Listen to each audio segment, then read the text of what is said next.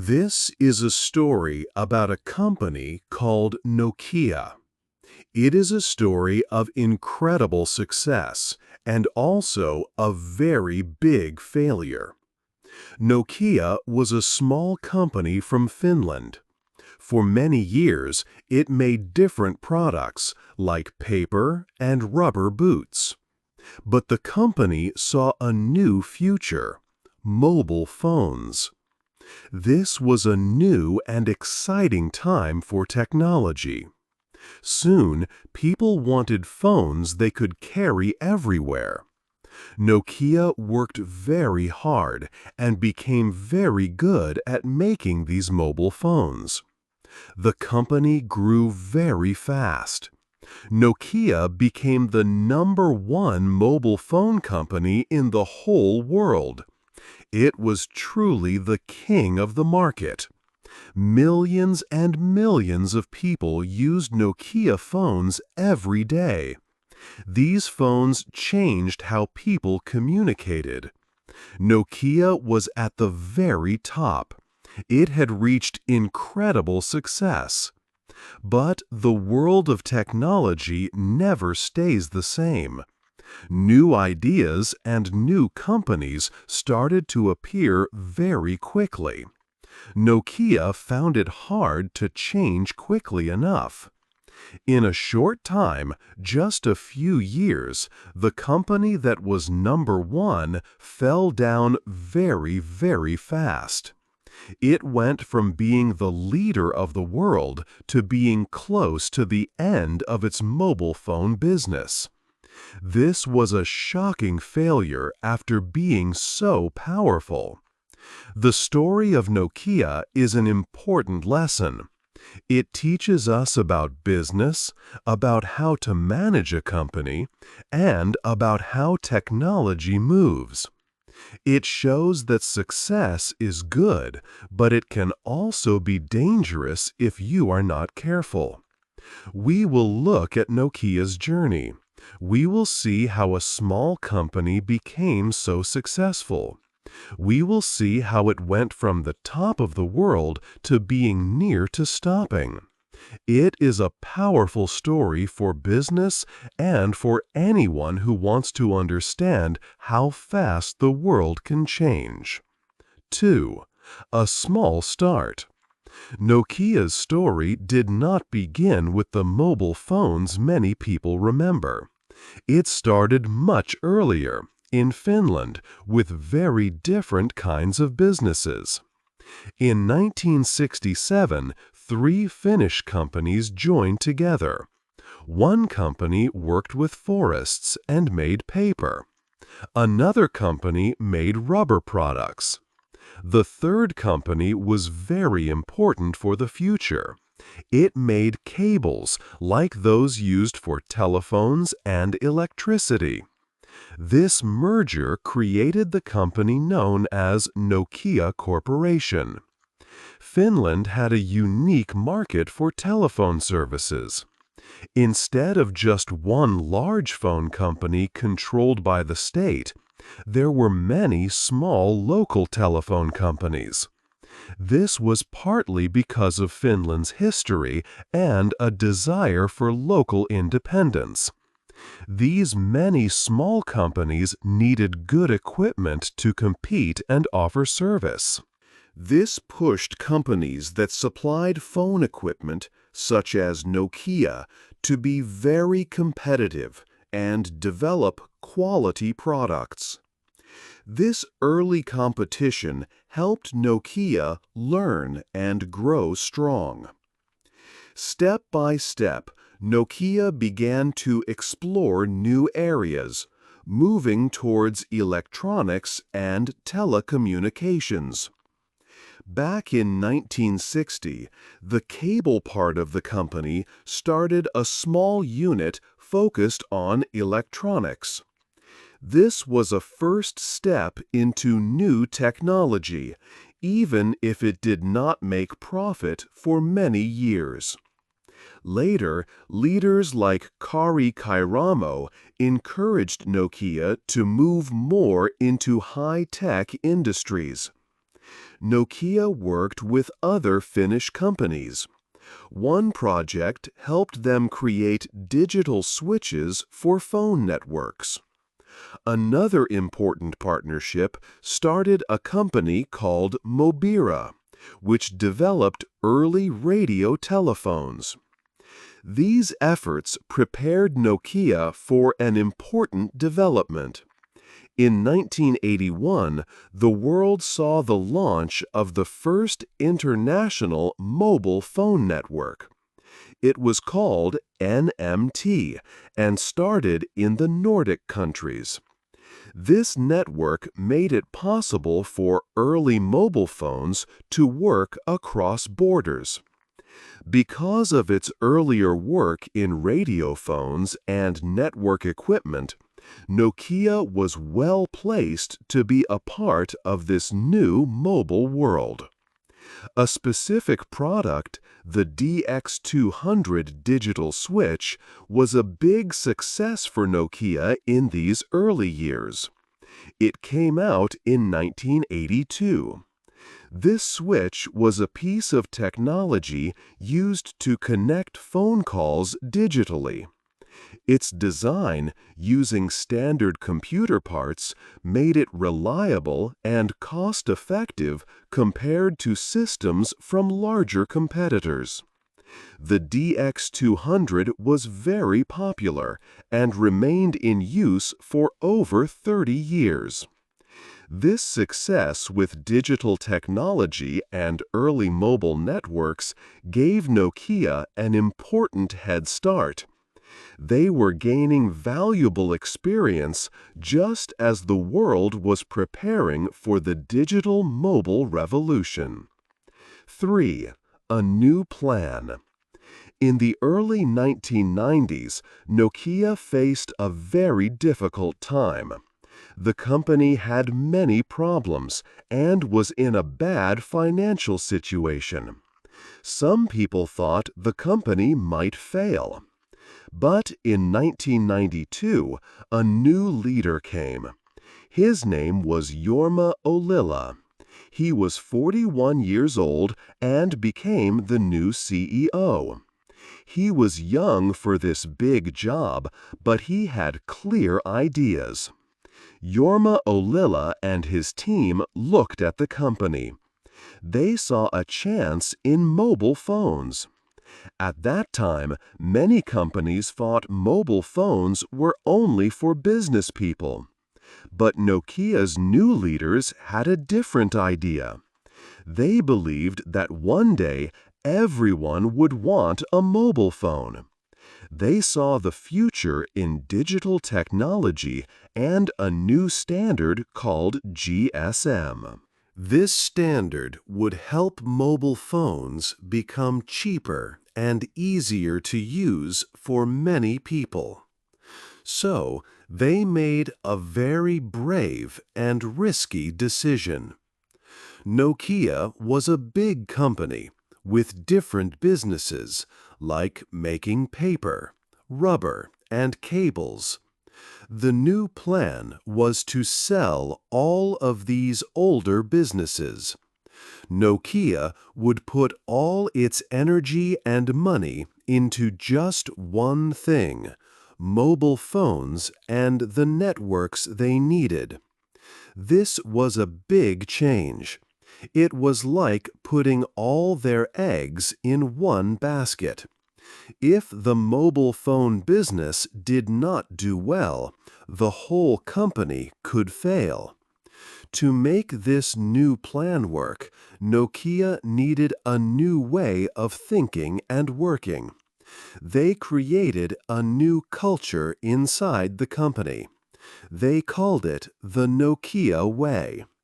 This culture was about working together, learning new things, and putting the customer first.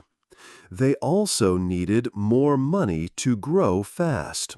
So, they made Nokia a public company in other countries, like the United States.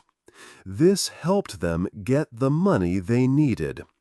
This new plan was the start of a very important time for Nokia.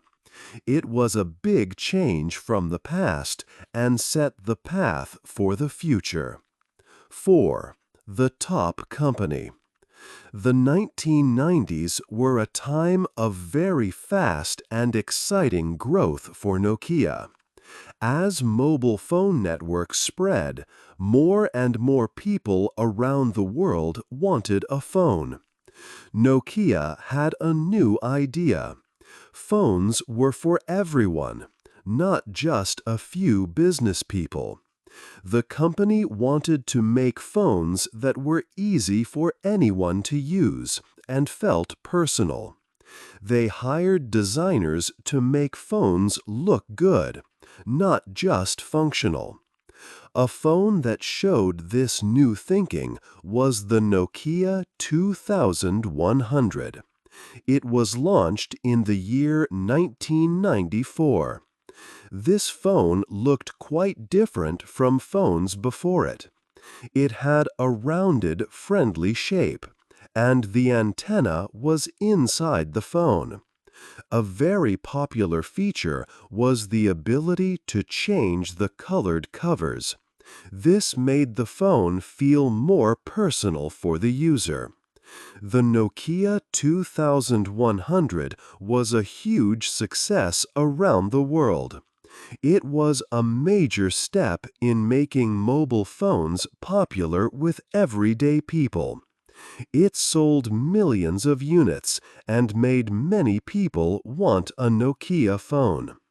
Because of this success and the growing market, Nokia grew very quickly. However, growing so fast caused a big problem in the year 1995. The company's systems were not ready for the huge number of orders. They had trouble getting enough parts from other companies to build the phones needed. This situation meant that factories sometimes had to stop production. The company could not get the right phones to the right places at the right time. This problem, known as the logistics crisis, hurt Nokia's business, and its stock price fell. It was a difficult time for the company, but Nokia management focused hard on fixing the problem.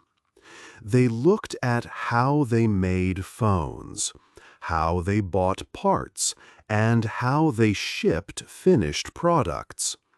They put in new, modern computer systems. These systems helped connect everything from the customer order to the factory floor and the delivery truck. This allowed Nokia to build phones in a more organized way, almost building them as orders came in. By solving this crisis, Nokia created a production system that was incredibly efficient and fast. It became one of the best in the world. This system allowed Nokia to make many phones quickly and reliably, and send them to customers all over the globe. This ability to produce and deliver phones so well became a very strong competitive advantage, and was a key reason Nokia became the top company in mobile phones. 5. The first cracks. In the year 1998, Nokia achieved a major success. It officially became the #1 mobile phone maker in the entire world. This was a high point for the company, showing how far they had come. However, even as Nokia celebrated being at the top, the world around mobile phones was starting to change. It was no longer just about making phone calls. People wanted to connect to the internet, send pictures, get information, and use new types of services on their phones. Data and internet use were becoming very important. This meant that the software inside the phone, the operating system, was becoming the most critical part. It was like the brain of the phone. Nokia understood this new challenge. They saw that the future success of mobile phones would depend a lot on the software platform. They were concerned that companies from the computer world, like Microsoft, might try to take over this new software space for phones. If one company controlled the software, the companies making the phones might become less important, just making the hardware box. To prepare for this future and compete in the software market, Nokia made an important decision in 1998. They joined with some other companies, including Ericsson and Scion, who also made mobile devices or software. Together, they created a new company and a new project called Symbian. The goal of Symbian was to develop a strong, open operating system specifically for mobile phones. Nokia was the biggest investor and partner in Symbian. This partnership was a strategic move to build a mobile software platform that could compete with potential rivals like Microsoft in the coming years.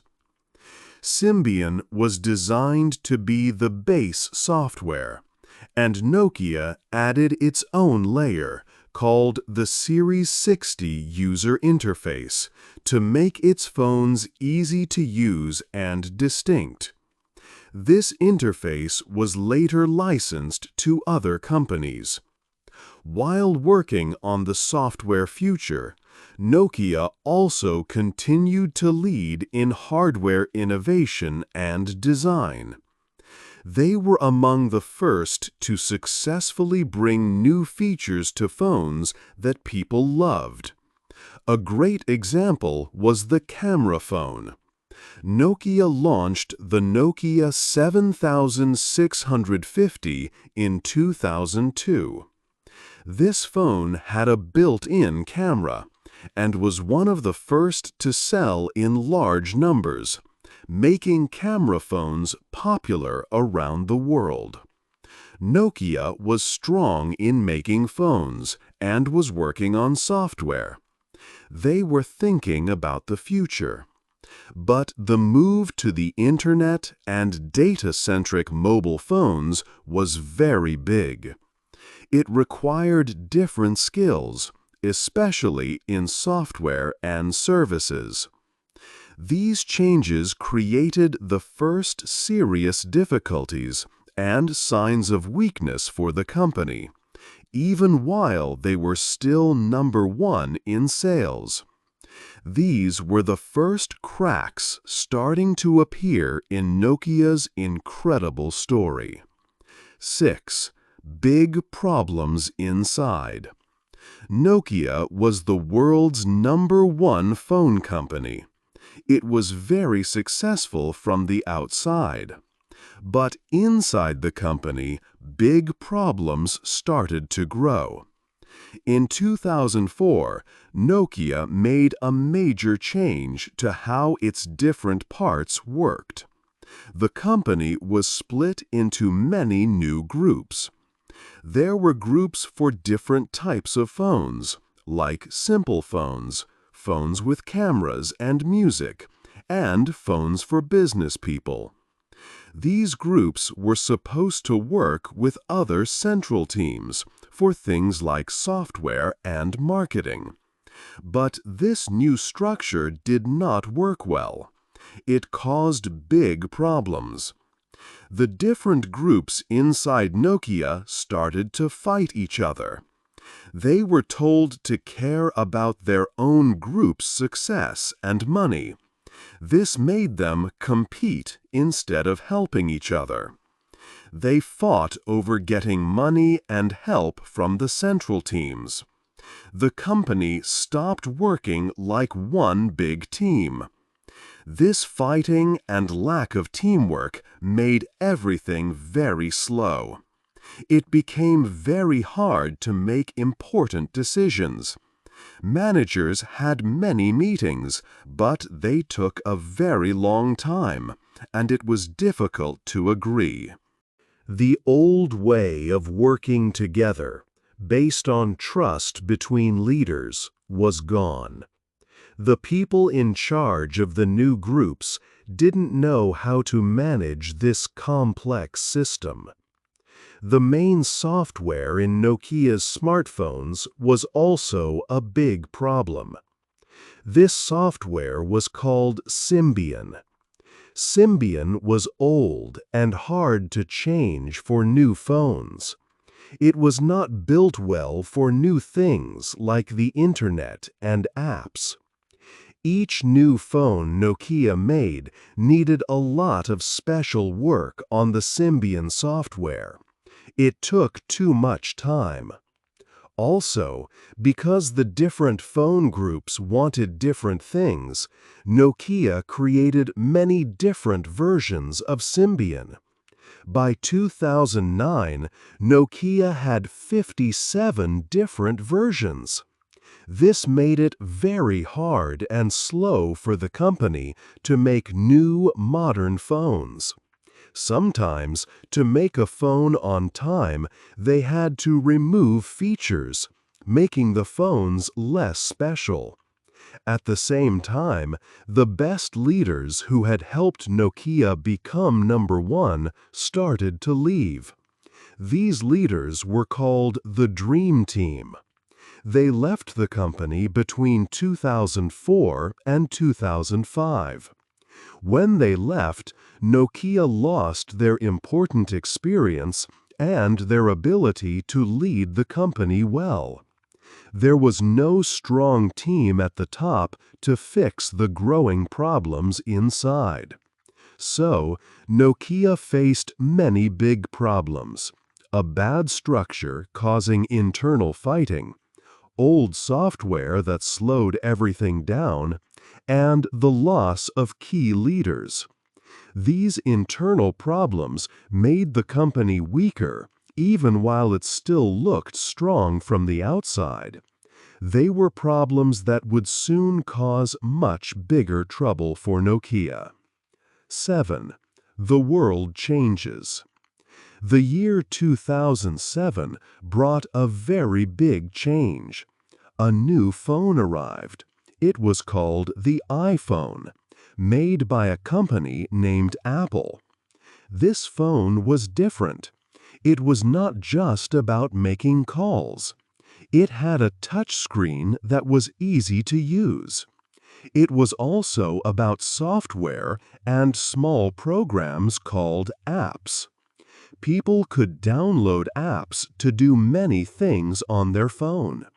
This was a new way to think about mobile phones.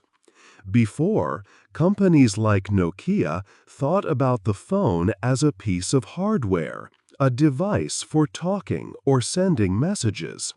But now, the important thing was the software inside and the apps available. The phone became part of a larger system, an ecosystem. Nokia did not understand this change fast enough.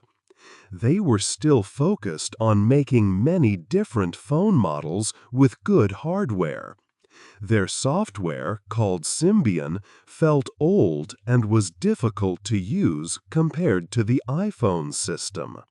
Then, in 2008, another big competitor arrived. Google launched its phone software called Android. This software was given to many different phone makers. Soon, many companies were making phones that used Android. These phones also had easy touchscreens and many apps. The world of mobile phones changed quickly. Nokia's phones, which people loved before, started to feel slow and hard to use next to the new touch phones from Apple and others using Android. Nokia was still the biggest phone company in the world, but their share of the new smartphone market was getting smaller quickly. The company was having a very hard time. They needed a new plan. The leaders at Nokia decided they needed a new person to lead the company, someone from outside. In 2010, Stephen Alop became the new CEO. He came from the software company Microsoft. He had a big job to do to fix the problems at Nokia. 8. The final days. Nokia was facing big problems. The new CEO, Stephen Alop, came from Microsoft. He started in 2010. He quickly saw the serious situation. In February 2011, he wrote a famous letter to everyone working at Nokia. He called it the Burning Platform Memo. In the letter, he said the company was like a man standing on a platform that was on fire. The only choices were to stay and die or jump into the cold sea and try to live. This strong message meant Nokia had to make a big and fast change to survive. The main problem was the phone software. Nokia's Symbian software was old and slow. It was hard to add new features compared to systems from other companies. So, Nokia decided to stop using Symbian for smartphones. They made a deal with Microsoft instead. Nokia would use Microsoft's Windows Phone software for its new smartphones. Nokia hoped this partnership would help them fight against their rivals. Nokia then released new phones called Lumia phones. They used the Windows Phone system.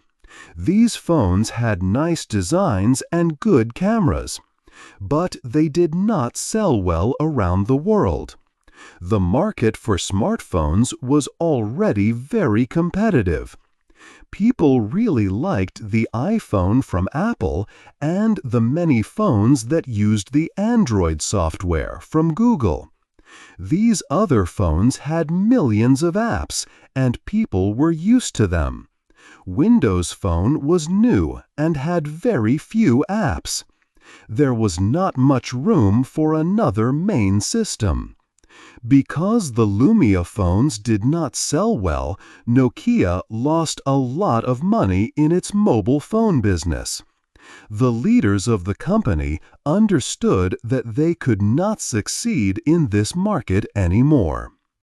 So, in September 2013, Nokia made a very difficult and final decision. They sold their mobile phone-making business to Microsoft. This marked the end of an era. Nokia would no longer make the phones that so many people around the world had used. This story of Nokia's rise and fall is a big lesson. It shows how quickly technology changes the world. It shows that even the biggest company must always look ahead and be ready to change. If a company does not understand new ideas and listen to what customers want, it can lose everything quickly. It is a powerful story about business and technology. What do you think was the most important reason Nokia failed in the end? Hey there! Just a second before you go. If you learned something new today, please give this video a like, write your thoughts in the comments, and subscribe to the channel. It only takes a second, and it really, really helps to create even better English videos for you. Your support means the world. Thank you.